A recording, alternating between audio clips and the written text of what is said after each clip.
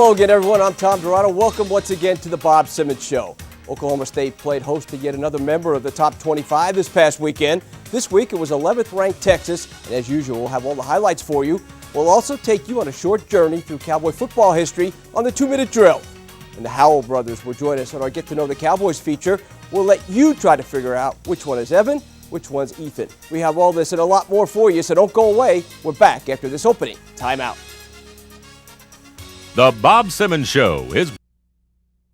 Welcome back to the Bob Simmons Show. Now back to Coach and Tom. Woo!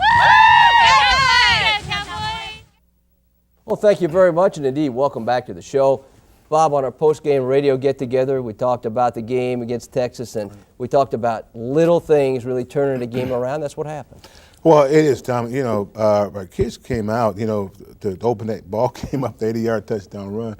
But it was good to see the offense come out and move the ball down the field. And we had put ourselves in scoring situation, and then we had that turnover. But our defense came back and really did a good job of not letting them get back in the ball game. And then we went down and scored. So the early part of that ball game, we were pretty much in control and was doing some positive things. We had a season-long tally of sudden changes in one ball game right here, but for the most part, the defense handled most of those. Well, for the most part, I thought that the defense responded well. As you can see here, Tom, this is the first play of the ball game, and what we really got to do defensively is just cuff that receiver and make sure that we turn him back into his help. That's not the way you really want to start a ball game, but they came out, they scored on their first play. And what I was happy to see is really the response, because our kids have been playing hard and really trying to make things happen. And we start with the kickoff here, and Jay does a nice job of bringing this ball at least back to the 32-yard line. So we got good field position, and Tony does a nice job on the first play call to get the ball to Terrence Richardson. And he's fighting for every yard he gets. And then we go back out here to Marcellus with another short route. And you can see Marcellus is fighting. Then we go back inside where Nathan makes a nice cut and picks up about 4 or 5 yards. And so we are right on schedule. We got a nice tempo going. We come back and you see a nice block. I think that's by Ethan Howell, and that puts Jamal on the corner, and he does a nice job of taking that ball down to about the 25, 26-yard line. And here, when the quarterback's in the wrap, you want to really hold that ball up, but we got to do a better job of blocking at the point of attack. But that, again, cuts our drive short, and we go back on defense, and you can see that Hodges is an excellent back. He makes guys miss, but we got 2 and 3 guys around him at this particular time. So you had to be pleased, even though it didn't turn out well, that the offense would come right back and send a message that, hey, we're right in. Well, I was happy to see the defense come out and really get after Applewhite, make him throw the ball long, and really force a punting situation here where I think it's their first punt where they kick the ball out of bounds. And so now it's up to the offense to come back on, and we come back with a nice play action to Marcellus, good block, and he picks up about 10 to 12 yards. We'll cross the 50, and you can see he is trying to fight for everything he gets. Tony feels pressure, pulls the ball down and picks up about 2 or 3. Doesn't take a loss. Then we come back with another play action, and then we go up top, and we almost key throw here. We miss it. They force us back into a punting situation, and I thought that our punter did a nice job of putting him down inside the 20-yard line. Our defense come back out, and you can see we're playing with a lot more intensity. We got 3 and 4 guys around the ball. We're really pushing the big guys back, and we're knocking. I thought that was going to be an interception by Kenyatta, but we're knocking the balls down. Our guys are really making him throw. This is a good tackle by Evan. He kept him short of the sticks. We force a punt here. And Terrence does a nice job of catching us over the shoulder, and we really thought we had a nice return here. We had a call by the official where he said the guy was blocking him in the back. Again, everything is judgment, but at that point in time, it didn't give us good field position. We punt, but the defense comes back on. You can see, I think that's Thomas with the sack. We sacked him twice in a row. So, defensively, our players are really getting after them and playing hard and kind of push that pocket right back into them. And so, our defense is playing great. We got them on their heels, and now, as you can see, what they're trying to do is go back inside. I think that's 3rd and about 21, and they come up about 4 or 5 yards short, and then we force them back into a punting situation. Again, this is a nice catch. we take that ball back to about the 50-yard line, wasn't out of bounds, and there's a judgment call where the guy is out of position, makes a call when he got his hands on. Now, what we do is get a pass interference call now, so you can see those flags are now starting to fly both The laundry ways. was out. But this is a nice throw and catch. This is by Marcellus Rivers. Nice throw by Tony. Come back, we go back with a great throw. And I think that's Ethan catch it, pass interference call. But our offense is now back in rhythm. We're moving the ball right down the field here. We go up top to Jay on a long throw. We get another pass interference call because we were going to go to the end zone based on our field position. We come back here with a play action. And I think this is a play where, no, this is Nathan running back for about 4 yards here, which sets up an option play back to Nathan. I think he picks up about 7 or 8 yards, come up very short at the first down with a play action, and Tony gets the corner and takes it in for 7 points. Well, that's a nice drive, and to get a good answer drive, and all of a sudden now you send the message back to that Texas sideline, hey, we're all even up, your first run's fine, now it's a horse race from here on out. New ball game. We're very much in this ball game. Defense played well enough to keep us in. Our offense was moving the ball up and down the field. So, it's anybody's game at this point in time. We kicked the ball off. Our kickoff team does a good job of getting down the field. He really brought us out of the end zone here. A big hit coming up. Big hit by, I think this is our kicker. Schwetman. Schwetman. He came across and did a good job. And this is the same play that they opened the game with. They came back to, and our players are playing a lot better here. We're forcing him to throw over us. We've got our hands up. We force him to scramble. We keep him short of the sticks. Good job by our defense of getting themselves off the field. We force him back into a punting situation. We're in punt safe. But he gives us pretty good field position. This is Jay trying to get around the corner. You can see that there was not much there for him, and we go over the top, and our protection had to be a little bit better in that situation. That was a 3-step drop. 3rd and 9, and then Tony does a good job of, after being flushed here, really trying to get a first down. You see him put his head down and just rip through a guy for a first down. And now we get back in that situation where we had a quarterback-center exchange. We come back out, and this is a miscue on our defense where we're supposed to cover that guy. Linebacker had him, but then they run a sweep where we get a missed tackle in that situation. So here's a point in the game where a turnover turns into 7 points, and we go in at halftime and talking about coming back out and trying to get back on track. You had a feel when you went in the halftime locker room that despite the score, I thought we had the territorial edge in the first half. Obviously, we had as many scoring opportunities as Texas did. So you had to feel like it was still basically an even ball game. Well, we felt like it was our ball game to control. We really felt good about what we were going to do, and obviously wanted to come back out in the second half and establish things. And as you can see, we open up with the first down drive here. Tony goes back out, and this is a called play, and we put him in great position to get a first down. So we got 2 first down calls, and as Tony starts to throw, you see that ball wobble out. It gets tipped. They're standing in the right spot at the right time, and they go up 21. And now we're down 2 touchdowns, and our offense really consistently moved the ball all day. Yeah. It was just at times when we had things happen to us. This is a nice throw by Tony, good run by Marcellus, good first down. As you talked about before, we're going up and down the field here. This is a play that we put in off of our screen play, and as you can see, he's wide open. Turns does a good job of scoring, and now I think it's 28-14, and we're very much in that ball game. There's basically all of the third quarter still to play, the entire fourth quarter. This was a big score right here because it obviously gets you back to within 2, but we have an ensuing drive coming up that if things work out, you're back to within 1. I know it is, but that was a good call at that point in time and a good score, and then we picked up some momentum, and we really feel good about where we are. And now it's just a matter of maintaining our composure on both sides of the ball and put some more points on the board. As you can see, that was our OG&E Power Play of the Week. OG&E proud again to bring you the OG&E Greatest Cowboy Fan Search. Log on for your chance to win big at www.oge.com. That's OG&E, power at the speed of life. We're right back at it again. Another big hit off special teams coming up. Tell you, it's a good job. That ball bounced around, and we put them in position that they're starting inside their 20-yard line here. Defensive, we got 3 or 4 guys around the ball. Defense is playing very aggressive, plays very hard, and we're forcing him to miss throws. This is 3rd down here. He goes up and really throws it out of bounds. Good coverage. force a good punting situation, gives us real good field position. This ball drops on the 50, so what we're going to start is on about the 48-yard line. We pitch this ball to Jay, and he gets about 2 or 3 yards on that particular drive. And it was the call to go to Marcellus, but Tony did a nice job of pulling it down.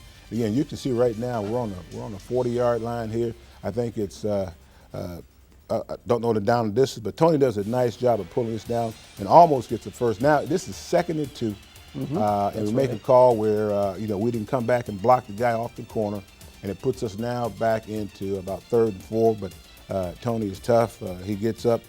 He got hit in the ribs. He's okay. Comes off. But now we call a screenplay, which what we got to do is just dump it over to him, and that takes us out of field goal range. And so the last 2 plays, from an execution standpoint, it really did not help us because we were in great position to actually really tie that ball game up. Not trying to minimize plays, but little things on each drive seem to be our worst enemy. We are our own worst enemy, and not necessarily what Texas. Well, Tom, we have to get better, and we've been saying that, talking about it, and obviously execution is a part of making things happen, both offensive and defensive. You can see BJ comes out here and does a nice job of hitting the stage. It's our last drive here. Nice drive. I think that's Gabe Lindsey. Nice throw there, and it's pretty good execution. Now we go, well, he pulls the ball down here and really scrambles and gets us in real good position on the 20-yard line. He goes back up top, throw almost like an alley-oop to Marcellus, and he gets himself in great position, body position, to make the catch in front of the defensive back, and that's our 21st point. But, it just shows you when you put things together from an execution standpoint, if you block the right person or read the right person and throwing the ball, we can score points, and that's what we got to do better. Probably a tough locker room to go into and talk to the players. What was your message there? Well, the message in the locker room was one that, we control our own destiny. We got 3 ball games left, and it's about finishing on a positive note, winning all 3 of these ball games, and that's our approach, And it was hopefully I've said it strong enough that the players understood. I understand it's tough to lose. When you're not having the kind of season that you want, that you expect. But the bottom line, and the test of character of this football team is to now try to finish out very strong. And don't you think that's there? Don't you think that kind of character is there? It's there? There's no doubt in your mind that there is. There's no doubt. The foundation of this program is a good one. Obviously, when you look at how the things that have happened in this program, you don't make excuses. Obviously, what you try to do is improve, and that's what we're trying to do. Well, it starts on Saturday against Kansas. We'll get to that here in a little bit.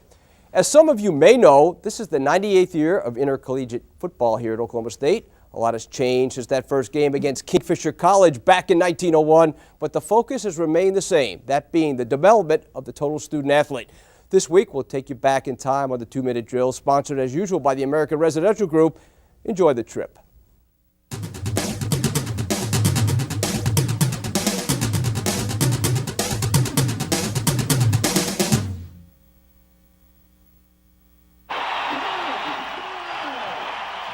When you see all of that orange at a football game, or you see all of the students going crazy at a basketball game, those are very special memories of their times at OSU.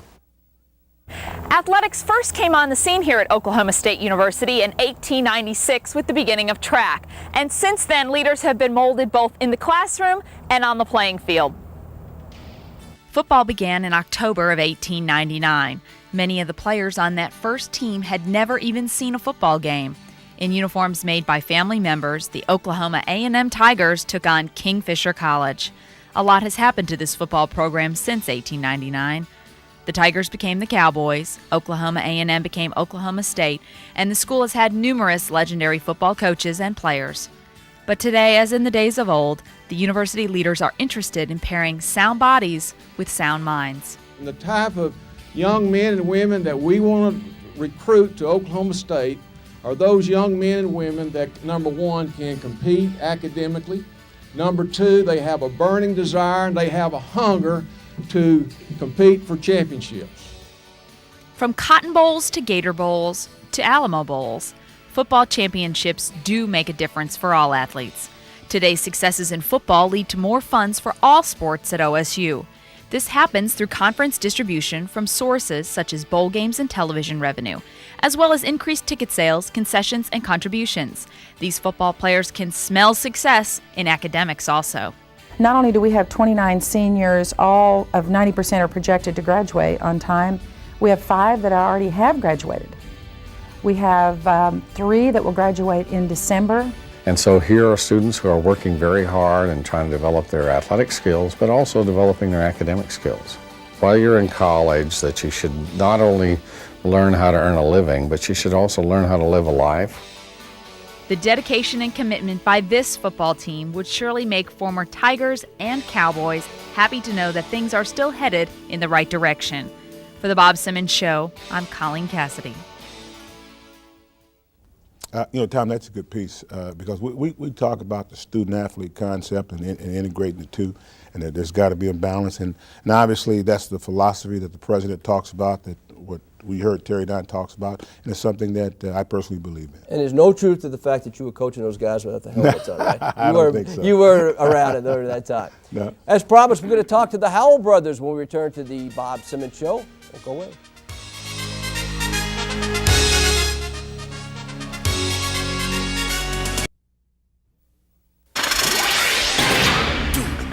This Get to Know the Cowboys segment is brought to you by Ron Rakes and the team at Home National Bank, 324 South Duck in Stillwater.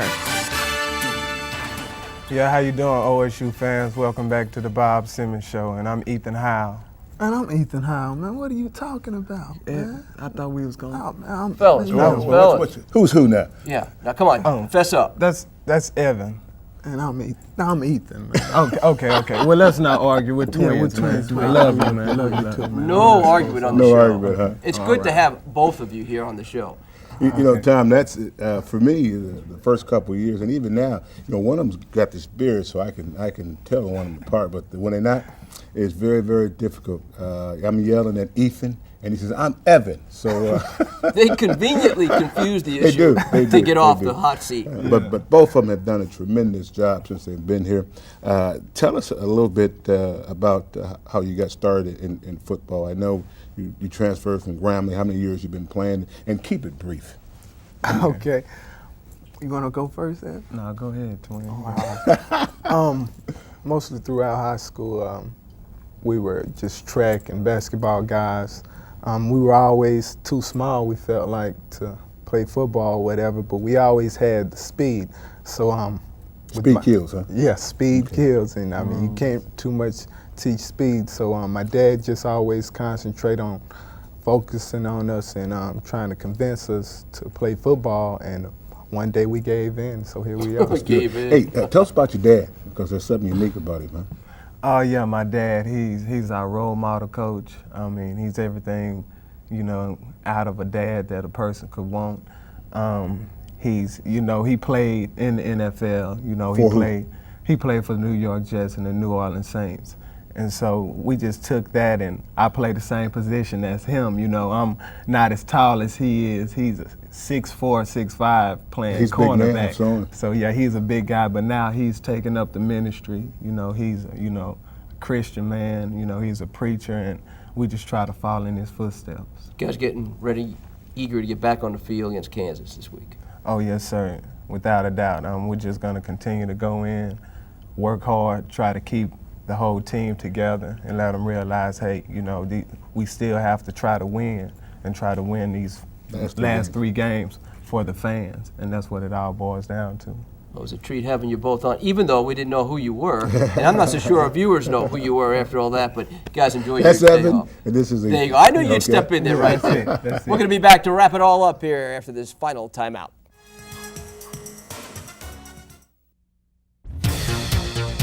This week's question from oakstate.com is presented by Southwestern Bell. If you have a question for Bob Simmons, log on to OSU's official athletic website at oakstate.com and participate in the Southwestern Bell Ask Coach Simmons contest. Interesting question. You see right there. I don't even know the answer to this. Yeah. Well, it's a part of the play. I mean, the complete play in terms of kicking. And so when they snap that ball to the up back, Either they can kick it, or he can pick it up and run with it and have a fake. And that's so when his knee is down, the ball's not dead. Saturday at 1:30, we're catching a hot Kansas team. Kansas is a good football team. They're playing good ball. It's going to be a challenge for us, but we're at home. Expectations, this team's got them no higher than the coaches and the players. And no higher, Tom, expectations is really what you want to have. You want to have high expectations. Now, obviously, there are going to be bumps in the road, but the key is to stay the course, and it's important for us as coaches and players to stay the course, and fans, because this program does have a strong foundation. And now what we just got to do is stay the course and try to work through things. Well put. We'll follow that advice. That's all the time we have for this week's show. For Bob Simmons, our entire crew here at Educational Television Services, Tom Dirato. Goodbye, everybody. The Bob Simmons